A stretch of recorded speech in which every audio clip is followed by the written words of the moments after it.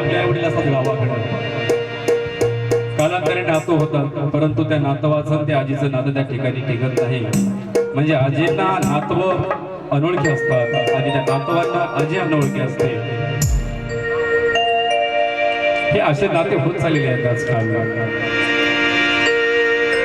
आपण अधून मधून गेलं तर नातवांची आजीची या ठिकाणी ओळख राहील. माझे आजी आजोबा फक्त 8 तासाच्या अंतराने एक्सपायर झाले. फक्त 8 तास. 8 एप्रिल 2019 माझे आजोबा एक्सपायर झाले आणि 9 एप्रिल 2019 माझी आजी एक्सपायर झाली. फक्त 8 तासाच्या अंतराने.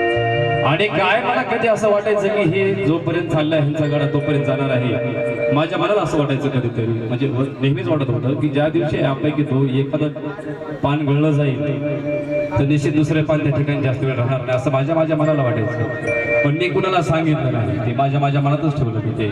आणि मी जसं माझ्या मनात विचार करत होतो किंवा माझ्या मनात जसे विचार होते तसेच आज झालं ते.